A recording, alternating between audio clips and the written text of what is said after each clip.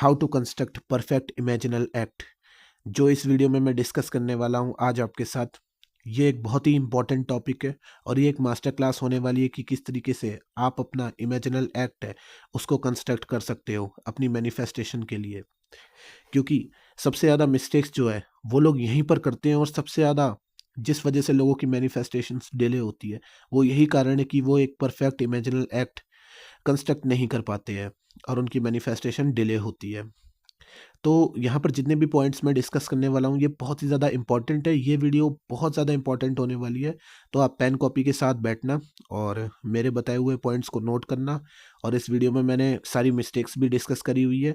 So firstly मैं आपको ये बताने वाला हूँ कि जो भी स्टेप्स होते हैं जो नेविल द्वारा बताए गए हैं अपनी टीचिंग्स में, वो मैं आपको बताने वाला हूँ कि 100% आपको अपनी लाइफ में अगर रिजल्ट चाहिए तो इन पॉइंट्स को ज़रूर एक बार नोट कर लीजिएगा और इनको अप्लाई करके ज़रूर देखना जब भी आप इमेजिनल एक्ट को कंस्ट्रक्ट करते हो।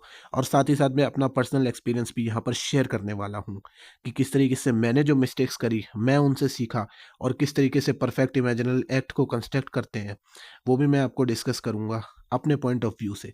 तो बने रहिए मेरे साथ इस वीडियो में। सो फर्स्ट ऑफ ऑल आपको यहाँ पर क्या करना है, जो फर्स्ट पॉइंट है यहाँ पर डिस्कस करा हुआ है, यहाँ पर करना है assume the feeling of your desire state. यानी कि सबसे पहले आपको अपनी डिजायर स्टेट को अज्यूम करना है और उसके बाद जो सीन आपके माइंड में आता है आपको उसको फाइनलाइज करना है। उस सीन में एक पॉइंट का आपको ध्यान रखना है कि वो सीन, अब जैसे एग्जाम्पल के लिए मान लो आपको एक बाइक मैनिफेस्ट करनी है, तो वो उस दिन का नहीं होना चाहिए कि जिस दिन आप बाइक की डिलीवरी लेने के लिए जा रहे हो, क्योंकि वो दिन स्टिल एक डिजायर स्टेट है, यानी कि लैक को यहाँ पर शो करता है, एक लैक की स्टेट को शो करता है, क्योंकि आप डिज़ायर कर रहे हो और यहाँ पर हमें डिज़ायर को ही तो ख़त्म करके फीलिंग ऑफ विश फुलफिलमेंट की तरफ बढ़ना है। तो वो दिन जो है, यानी कि वो स्टेट है, आपको अचीव करने के लिए एक ऐसा सीन इमेजिन करना होगा। एग्जाम्पल के लिए, जैसे कि बाइक खरीदने के बाद 6 महीने हो चुके हैं, तो 6 महीने के बाद जब भी आप कोई चीज़ खरीदते हो तो वो आपके लिए नेचुरल हो जाती है। तो आपको उसी तरीके से उस चीज़ को देखना है कि 6 मंथ बीत चुके हैं। कोई रिलेशनशिप है तो 6 मंथ बीत चुके हैं, या कोई ऐसा दिन है, मान लो आपको शादी करनी है तो आपकी एनिवर्सरी हो रही है, वेडिंग एनिवर्सरी हो रही है 1 साल बाद, या आपने बाइक खरीद ली है तो आप बाइक को फर्स्ट सर्विस के लिए ले जा रहे हो, या बाइक को अपने वॉश कर रहे हो, संडे का दिन है। तो यहाँ पर इस तरीके के सीन्स आपको डिज़ाइन करने हैं जो बिल्कुल नेचुरली आपको फील करवाएं कि आपकी लाइफ में वो चीज़ ऑलरेडी है, ना कि ऐसा सीन जिससे स्टिल डिज़ायर की फीलिंग आए।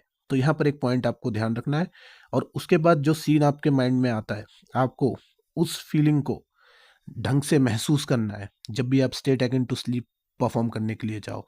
तो फर्स्ट पॉइंट यहाँ पर क्लियर हो गया है कि आपको किस तरीके से इमेजिनल एक्ट जो है उसको कंस्ट्रक्ट करना है। सो अब बढ़ते हैं अगले पॉइंट की तरफ, एंटर द सीन। यानी कि जब आप state akin to sleep technique perform करने के लिए जाओ तो आपको सीन में कैसे एंटर होना है। तो आपको फर्स्ट पर्सन पर्सपेक्टिव से, यानी कि जैसे आप आंखों से देखते हो किसी भी चीज़ को, जैसे आप मोबाइल की स्क्रीन देख रहे हो, आप मुझको सुन रहे हो, तो ये फर्स्ट पर्सन पर्सपेक्टिव है। यानी कि इस तरीके से आपको सीन में एंटर करना है, ना कि आपको थर्ड पर्सन पर्सपेक्टिव से देखना है या सेकंड पर्सन पर्सपेक्टिव से। जैसे कि मान लो आप मूवी देखते हो तो आप स्क्रीन पे बैठ के देखते हो, कैरेक्टर कोई और होता है, आपको ऐसा नहीं करना है। आपको वहाँ पर बिल्कुल ही प्रेजेंट होना है उस टाइम पर, क्योंकि वो चीज़ अभी हो रही है आपके लिए। आपका दिमाग नहीं बता सकता कि वो चीज़ रियल है या फेक है, दिमाग के पास ये पावर नहीं है। तो जब भी आप सीन में एंटर होते हो तो आपको फर्स्ट पर्सन पर्सपेक्टिव से एंटर होना है। यानी कि आप बाइक के पास खड़े हुए हो, आप उस समय वहाँ पर मौजूद हो, आप अपने दिमाग को ये बात बता रहे हो, आप इमेजिन कर रहे हो, आप उस समय वहीं पर हो। आपको एंड इमेजिन करना है और एंड का मतलब क्या है कि आप वहाँ पर हो। तो जब आप एंटर करोगे सीन में तब आपको ऐसा फील करना है कि आप ऑलरेडी उस जगह पर प्रेजेंट हो और अपने सीन को लूप करना है आपको। और लूप तब तक करना है जब तक आपको ये फीलिंग ना आ जाए कि आपके लिए ये चीज़ बिल्कुल ही अब नेचुरल है, आपकी लाइफ में है। आपका दिमाग बिल्कुल सच नहीं मान लेता और ये फीलिंग नेचुरली अंदर से आएगी, आपको खुद पता चल जाएगा। तो इस चीज़ का यहाँ पर ध्यान रखना है। अब बढ़ते हैं थर्ड पॉइंट की तरफ, जो है इंगेज ऑल सेंसेस। यानी कि आपको अपने सारे सेंसेस उस समय इंगेज करने हैं इस चीज़ में। आपको ये नहीं कि विजुअली देखना है और आप ये फील कर रहे हो कि आप अपने रूम में हो या अपनी चेयर पर बैठे हुए हो। यहाँ पर इस चीज़ का ध्यान रखना है, आपको प्रेजेंट होना है उस समय उस सीन में। उस एंड सीन में आपको प्रेजेंट होना है। Make it real, see, hear, touch, taste, smell, यानी कि जितने भी सेंसेस है वो आपको इंगेज करने हैं। अब जैसे कि मान लो आप कुछ खा रहे हो, उस समय बाइक के पास खड़े हुए हो, आप घूमने के लिए गए हो बाइक से, तो वहाँ पर आप कुछ खा रहे हो, आप इस तरीके का सीन कर सकते हो डिज़ाइन यहाँ पर। आप स्मेल कर रहे हो, मान लो आप ऐसी जगह पर गए हुए हो जहाँ पर बहुत सारे फूल है, यहाँ पर स्मेल आ रही है जैसे मार्केट की स्मेल है, तो इस तरीके से आप माइंड में इमेजिन कर सकते हो सीन्स को, और उसमें सारे सेंसेस को इंगेज कर सकते हो, जिससे वो सीन बहुत ज़्यादा रियल लगता है। अब जो हमारा फोर्थ स्टेप है, अब बढ़ते हैं फोर्थ पॉइंट की तरफ, जो है experience the feeling of wish fulfilment. यानी कि आपको अब पूरा इमोशन फील करना है कि आपकी विश है वो ऑलरेडी पूरी हो चुकी है, आपकी डिज़ायर पूरी हो चुकी है, और जो इमोशन है उसको आपको फील करना है। और जब आप पहले के सारे पॉइंट्स फॉलो कर लेंगे, उसके बाद आप बिल्कुल 100% इस फीलिंग को अचीव कर पाएंगे। और जब आप इस फीलिंग को अचीव कर लेंगे, तब आपको बहुत ही गहराई से इस इमोशन को फील करना है, आपको इसको बिल्कुल रियल मानना है। अभी इस समय ये चीज़ हो रही है, और आप बहुत सारे वर्ड्स भी यूज़ कर सकते हैं, जैसे कि उस जगह पर आप प्रेजेंट हो, आप उस इमेजिनल एक्ट में प्रेजेंट हो, आप इमोशन को फील कर रहे हो, तो जो नेचुरली वर्ड्स आएंगे आपको, उनको भी आप बोल सकते हो मन ही मन में। उस समय जैसे कि आप बोल रहे हो, बोलते हुए खुद को इमेजिन कर रहे हो, आप सुन रहे हो खुद को, क्योंकि हमने सारे सेंसेस पहले इंक्लूड कर दिए हैं। तो आपके अंदर जो भी इमोशंस आता है और उसको लेकर जो भी वर्ड्स आते हैं, आपको उनको बोलना है, और इससे वो सीन बिल्कुल परफेक्ट इमेजिनल एक्ट बन जाएगा।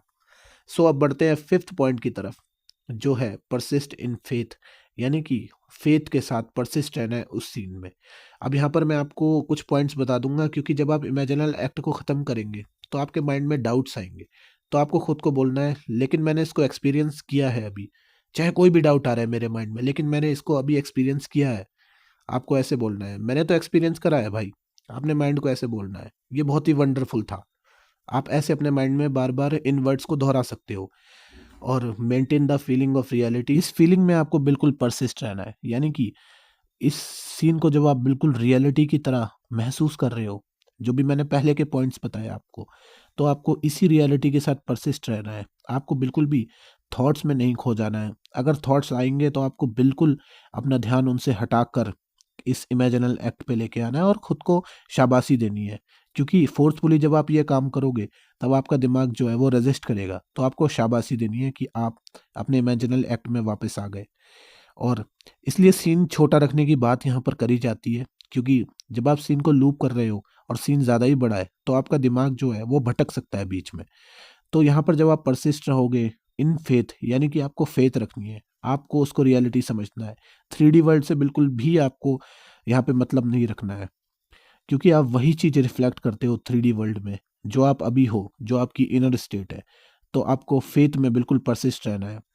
हर दिन आपको इमेजिन करना है, जब तक आपको ये नहीं लगता कि वो स्टेट आपके लिए बिल्कुल नेचुरल है। और वो बहुत जल्दी नेचुरल हो जाएगी आपके लिए, क्योंकि जब आप एक परफेक्ट इमेजिनल एक्ट को कंस्ट्रक्ट करोगे और उसको फील करोगे, तो आपको अचीव करने में वो फीलिंग ऑफ विश फुलफिलमेंट ज़्यादा टाइम नहीं लगेगा। अब जो है सबसे इम्पोर्टेंट स्टेप की तरफ बढ़ते हैं, वो है six step, let go with faith. Let go with faith, trust the process, it will unfold. यानी कि ब्रिजेस ऑफ इंसिडेंट अनफोल्ड होंगे, बस आपको लेट गो करना है फेथ के साथ कि आपका इमेजिनल एक्ट सच है।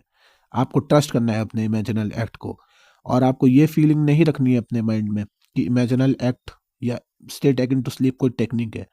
आपके साथ अभी ये चीज़ हुई है, और आप जैसे कि रियलिटी में डाउट नहीं करते हो, आप रियलिटी को डाउट नहीं करोगे अपनी लाइफ में, वैसे ही इस सीन को बिल्कुल भी डाउट नहीं करना है। ये पॉइंट अपने आप को याद दिलाना है आपको। ये पॉइंट बहुत ज़्यादा ज़रूरी है, क्योंकि आप रियलिटी पे कभी भी सवाल नहीं खड़े करते हो, आप 3D वर्ल्ड पे कभी सवाल नहीं खड़े करते हो। तो इसी तरीके से आपको फेथ रखनी है, वही फेथ जो बहुत नेचुरली होती है, और इसके साथ आपको इस सीन को लेट गो कर देना है। उसके बाद आपको कोई भी ऐसा स्टेप नहीं लेना है 3D वर्ल्ड में जो लैग को दर्शाए, यानी कि स्टेट ऑफ लैग को दर्शाता है।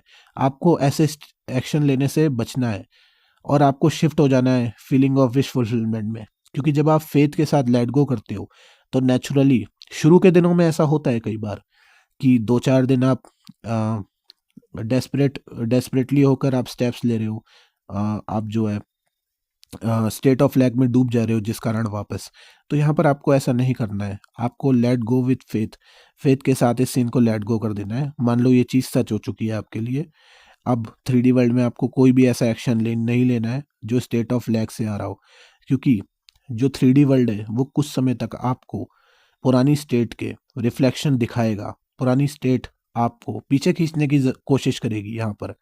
तो आपको फेथ के साथ अपने इमेजिनल एक्ट में परसिस्ट रहना है और फीलिंग ऑफ विश फुलफिलमेंट में डूब जाना है और सोचना है कि भाई मेरे लिए यही स्टेट है नेचुरल, और कोई स्टेट नहीं है। फीलिंग ऑफ विश फुलफिलमेंट में होने के अलावा मेरे पास कोई चांस नहीं है, और ये अभी है, इसी मूवमेंट में है। 5 दिन बाद नहीं, 10 दिन बाद नहीं, कभी भी बाद में ये चीज़ नहीं हो रही है, ये चीज़ अभी हुई है। जैसा कि मैंने आपको बोला, इजंट इट वंडरफुल, इस टाइप के वर्ड्स आपको दोहराने हैं, जो भी वर्ड्स आपके लिए नेचुरल हो। तो यहाँ पर ये था हमारा इमेजिनल एक्ट कि किस तरीके से एक परफेक्ट इमेजिनल एक्ट को कंस्ट्रक्ट करते हैं अकॉर्डिंग टू नेवल गॉडार्ड।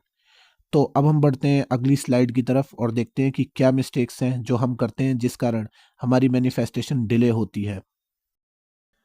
यहाँ पर मैंने एक तरफ रूल्स और स्टेप्स लिखे हुए हैं और दूसरी तरफ लिखी हुई है common mistakes, pitfalls. First number पर यहाँ पर है doubting reality, allowing your senses to dictate reality. यहाँ पर सबसे बड़ी मिस्टेक जो है हम करते हैं, रियलिटी को डाउट करते हैं। यानी कि स्टेट पे हम जिस स्टेट में अभी शिफ्ट हुए हैं, फीलिंग ऑफ विश फुलफिलमेंट में, इसको डाउट करते हैं बार बार। हमारा जो रैशनल माइंड है दिन के टाइम डाउट करता है जब भी हमें ख्याल आता है अपनी स्टेट का, क्योंकि जब हम स्टेट में नेचुरली शिफ्ट होते हैं तो हमारा जो रैशनल माइंड है वो रेजिस्ट करता है यहाँ पर, वो बार बार आपके दिमाग में फैक्ट्स लेके आता है, और वो फैक्ट्स भी जो है वो एक स्टेट है, यानी कि आप अवेयरनेस हो। तो यहाँ पर आपके पास एक बहुत बड़ी पावर है कि आप चूज कर सकते हो, या तो आप फीलिंग ऑफ विश फुलफिलमेंट को चूज कर सकते हो, या आप डाउट्स पे ध्यान दे सकते हो। तो यहाँ पर जब हम डाउट करते हैं तो वो हमें स्टेट ऑफ लैक की तरफ ले जाते हैं। तो यहाँ पर डाउट्स को हमेशा इग्नोर करना है और उसी टाइम आपको फीलिंग ऑफ विश फुलफिलमेंट में डूब जाना है। कोई भी ट्रिगर्स को आप यूज कर सकते हो, जैसे कोई सॉन्ग हो गया। जैसे कि आप इमेजिनल एक्ट को परफॉर्म नहीं कर सकते हो, तो आप आंखें बंद कर करके 5 मिनट फील कर सकते हो उस इमेजिनल एक्ट को जो आपने किया था, और आप अपने आप को दोबारा उस स्टेट में वापस ला सकते हो। इसका सॉल्यूशन ये है। अब दूसरा है feeling emotions, performing the act intellectually with no emotional body. यानी कि जब भी आप state akin to sleep technique को परफॉर्म करते हो, आप इमोशंस को इंगेज नहीं करते हो। और नेविल ने ये बात सबसे पहले बोली है कि फीलिंग इज द सीक्रेट, यानी कि अगर आप फीलिंग्स को ही इंक्लूड नहीं करोगे तो यहाँ पर कोई फायदा नहीं है आपके इमेजिनल एक्ट का इस टेक्निक को परफॉर्म करने का, क्योंकि इमोशन का ही सबसे बड़ा खेल है। आपका सबकॉन्शियस माइंड जो है वो इमोशंस को ही पकड़ता है, इमोशंस को ही समझता है। वो कोई भी लॉजिकल बातें, जो आप लॉजिकल बातें करते हो, जो डाउट करते हो रियलिटी को, उनसे जो इमोशन आता है लैक का, उसको पकड़ लेता है। उसी तरीके से जब आप state akin to sleep perform करते हो, इमेजिनल एक्ट परफॉर्म करते हो, तो जो उससे फीलिंग आती है, उस स्टेट से फीलिंग आती है, उस टाइम में फीलिंग आती है जिस टाइम आप उस टेक्निक को परफॉर्म कर रहे होते हो, आप इमेजिनल एक्ट में जब होते हो, उसी तरीके से वो भी उसी से इमोशंस को एक्सट्रैक्ट करता है। तो यहाँ पर सबसे बड़ी गलती हम ये करते हैं कि इमेजिनल एक्ट को एक ड्यूटी की तरह परफॉर्म करते हैं। हम ये सोचते हैं कि भाई सिर्फ इमेजिन करने से ये चीज़ हो जाएगी, नहीं, यहाँ पर आपको फीलिंग जो है उनको इंक्लूड करना ही है। अगर आप इमेजिनल एक्ट में एंटर होने के बाद state akin to sleep perform करते टाइम इमोशंस को फील नहीं करोगे, आप फीलिंग्स में नहीं डूबोगे, तो आप अपने माइंड में कोई ना कोई इमोशंस को ज़रूर लेके आओगे। तो या तो वो लैक के इमोशंस होंगे, तो आपका इमेजिनल एक्ट उल्टा पड़ सकता है आपके लिए। तो यहाँ पर हमेशा फीलिंग्स को इंगेज करना ही है। भले ही आपका मूड खराब हो तो थोड़ा सा ब्रेक ले लो, लेकिन जब भी आप इमेजिनल एक्ट को परफॉर्म करते हो सोने से पहले, तब आपको इस चीज़ का खास ध्यान रखना है कि आप इमोशंस को 100% इंगेज करो। 5 सेंसेस को तो करना ही है, लेकिन इमोशंस को भी आपको इंगेज करना है। अब यहाँ पर सबसे बड़ी मिस्टेक हम डिस्कस करने वाले हैं वो है escaping into day dream, imagining for escape not change your future. इसका मतलब ये है कि आप इमेजिनेशन को एस्केप करने के लिए यूज़ करते हो, यानी कि इसका डिफरेंस आप ऐसे समझो। मान लो आप अपने इमेजिनल एक्ट को इस तरीके से यूज़ करते हो कि आपको 3D वर्ल्ड में चेंज नहीं करना है, बल्कि आप सिर्फ मज़े के लिए इसको यूज़ करते हो, एस्केप के लिए यूज़ करते हो। अब यहाँ पर बहुत लोग ऑफेंड हो सकते हैं, वो बोलते हैं कि इसीलिए तो इमेजिनल एक्ट होता है, लेकिन ये इसलिए नहीं होता है। आप जब आप इस तरीके से इमेजिन करते हो सीन को कि काश ऐसा होता, डे ड्रीमिंग करते हो, काश ऐसा होता, तो काश वाली फीलिंग जो है वो लैक को दर्शाती है अगेन यहाँ पर। तो सबसे बड़ी प्रॉब्लम ये है कि आप सीन को इस तरीके से इमेजिन मत करो, आप इंटेंशन को पकड़ो। आपका इंटेंशन अगर ये है कि आप सीन को इमेजिन करके ये सोचते हो कि काश ऐसा हो जाता, तो यहाँ पर वो फीलिंग ऑफ विश फुलफिलमेंट नहीं आ रही है, उल्टा स्टेट ऑफ लैक आ रही है। तो आप अभी उस स्टेट में नहीं हो। वो वाली बात अगेन यहाँ पर आती है, thinking of the state versus thinking from the state. आपको स्टेट ऑफ विश फुलफिलमेंट से सोचना है। तो ये जो डे ड्रीमिंग है स्टेट को लेकर, जो इमेजिनल एक्ट को लेकर, ये आपको बंद करनी पड़ेगी। आपको इस तरीके से अपने इमेजिनल एक्ट को नहीं देखना है कि काश ऐसा हो जाता। और इस तरीके से अगर आप डे ड्रीमिंग करते रहोगे तो यहाँ पर सबसे बड़ी प्रॉब्लम खड़ी हो जाएगी कि आपका इमेजिनल एक्ट ही आपके लिए बहुत बड़ी मुसीबत बन जाएगा। क्योंकि आप अपने दिमाग को बार बार यही बात बता रहे हो कि यार काश ऐसा हो जाता जैसा मैं इमेजिन कर रहा हूँ। क्योंकि फिर से ये बात आपके माइंड में जा रही है, ये इमोशन आपके माइंड में जा रहा है कि ऐसा भी नहीं हुआ है। तो ये मिस्टेक को यहाँ पर अवॉइड करने की ज़रूरत है। काफ़ी लोग इस मिस्टेक को करते हैं और इस बारे में चर्चा भी कम लोग करते हैं, जिस कारण सबसे बड़ा रीज़न यही है कि लोगों की मैनिफेस्टेशन डिले होती है। अब बढ़ते हैं अगली मिस्टेक की तरफ, जो है फोर्थ। सो अगली प्रॉब्लम यहाँ पर है, वो है interrupting analysing how it will happen. यानी कि आप अगेन 3D वर्ल्ड को एनालाइज करते हो। आप सोचते हो अब ये चीज़ कैसे होगी, भाई मैंने तो सारी चीज़ें परफॉर्म कर ली है, सारी टेक्निक्स मैंने यहाँ पर परफॉर्म कर ली है, अब ये चीज़ कैसे मेरे लाइफ में आएगी। सीधे शब्दों में आप ब्रिजेस ऑफ इंसिडेंट जो अनफोल्ड होते हैं, आप उनको एनालाइज करते हो कि कैसे कब चीज़ आ रही है। अब आप पूरा अनुमान लगाने लगते हो अपने माइंड में। अगेन यहाँ पर बहुत बड़ी मिस्टेक यही होती है कि आप स्टेट ऑफ लैक में डूब जाते हो, क्योंकि आप फीलिंग ऑफ विश फुलफिलमेंट में ऐसी सोच रख ही नहीं सकते। इसका सबसे बड़ा रीज़न ये भी है और सबसे बड़ा कारण आपको ये भी पता चलेगा कि हम जो है वो इसको एक टेक्निक की तरह देखते हैं। अगेन मैं ये बात दोहराना चाहूँगा कि इमेजिनल एक्ट को एक टेक्निक की तरह मत देखो। यही आपकी मैनिफेस्टेशन है, यही रियलिटी है, इसी में आपको फेथ रखनी है। क्योंकि अब जब आप एनालाइज करोगे रियलिटी को, इसका मतलब ये है कि आपकी फीलिंग, जो आपकी मैनिफेस्टेशन है, सॉरी, वो पूरी नहीं हुई है यहाँ पर। तो आप फिर से अपने दिमाग को ये बात बता रहे हो और इसी कारण आप एनालाइज कर रहे हो। तो अगर आप एनालाइज करने बैठ जाते हो कि कैसे ये चीज़ होगी, आप साइंस को देखने लगते हो, तब यहाँ पर आपको अपने आप को याद दिलाने की ज़रूरत है कि ये चीज़ ऑलरेडी हो चुकी है। अपने दिमाग को आपको ये बात फिर से याद दिलाने की ज़रूरत है यहाँ पर कि ये चीज़ आपकी लाइफ में हो चुकी है और मुझे कोई भी चीज़ एनालाइज करने की ज़रूरत नहीं है। यहाँ पर कोई भी ऐसा कदम उठाने की ज़रूरत नहीं है जो स्टेट ऑफ लैक में ले जाए। आपको साथ साथ 3D वर्ल्ड का तो ध्यान रखना ही है कि 3D वर्ल्ड में आपको चीज़ें जो है वो पुल ना करे। प्लस साथ में आपको इस चीज़ का भी ध्यान रखना है कि आप इस तरीके की गलती यहाँ पर ना करो, और अगर कर रहे हो तो अपने आप को याद दिलानी है ये प्रॉब्लम कि जब भी आप एनालाइज करने के लिए बैठ जाते हो तब आप स्टेट ऑफ लैक में जा रहे हो और आपकी स्टेट जो है वो शिफ्ट हो रही है वापस उसी स्टेट में जहाँ पर आप पहले थे। तो इस चीज़ का आपको यहाँ पर बहुत ज़्यादा ध्यान रख। अब बढ़ते हैं सबसे बड़ी प्रॉब्लम की तरफ, जो है गिविंग अप टू सून। यानी कि बहुत जल्दी आप गिव अप कर देते हो अपने इमेजिनल एक्ट को, क्योंकि आपको 3D वर्ल्ड में रिजल्ट नहीं दिखते हैं। क्योंकि आप 3D वर्ल्ड से होप रखते ही हो, क्योंकि कई बार क्या होता है, हम किसी डिज़ायर के लिए इमोशनली बहुत ज़्यादा चार्ज होते हैं। तो क्या होता है कि जब हम इमेजिन कर रहे होते हैं, सारी टेक्निक परफॉर्म कर रहे होते हैं और 3D वर्ल्ड से उम्मीद रख रहे होते हैं, जो सबसे बड़ी गलती है यहाँ पर। क्योंकि आदमी ये भी सोचता है कि भाई बहुत टाइम हो गया है, कि यार अभी तक कुछ ऐसा दिख नहीं रहा है, तो उससे पहले ही लोग जो है वो गिव अप कर देते हैं।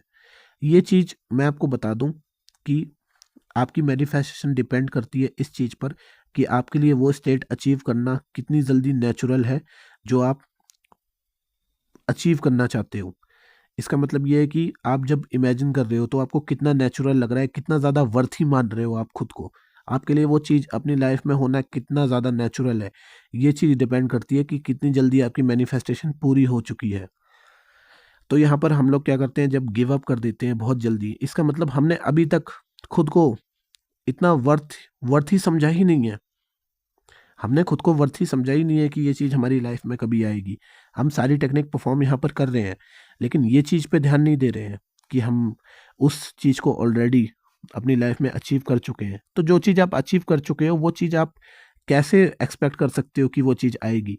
आप कभी ऐसा नहीं करते हो। जो फ़ोन आपके पास है अभी, जैसे कि मान लो आप फ़ोन के लिए बहुत ज़्यादा डिज़ायर रख रहे थे, अब वो फ़ोन मैनिफेस्ट हो गया, आपके लिए नेचुरल हो गया।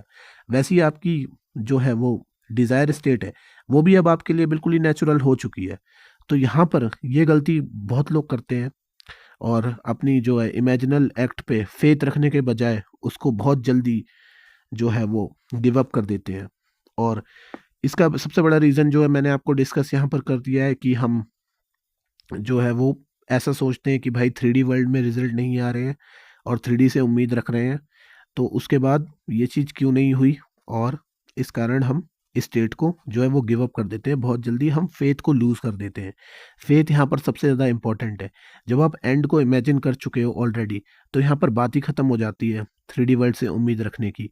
आपको कोई भी उम्मीद नहीं रखनी है, आपको लेट गो कर देना है। जैसे पहले भी मैंने आपको बोला है, परसिस्ट रहना है उस स्टेट में फीलिंग ऑफ विश फुलफिलमेंट की, और आपको लेट गो कर देना है उस इमेजिनल एक्ट को। तो यहाँ पर जब आप गिव अप कर देते हो अपने इमेजिनल एक्ट को, तो यहाँ पर आप फेथ लूज़ कर देते हो, जो सबसे बड़ी गलती होती है, क्योंकि आप उम्मीद रखते हो 3D वर्ल्ड से। जब आप ऑलरेडी वो चीज़ एक्सपीरियंस कर चुके हो पहले, तो आपको यहाँ पर मतलब ही नहीं बनता है कि आप फेथ लूज़ करो उस चीज़ के लिए जो ऑलरेडी आपकी लाइफ में है।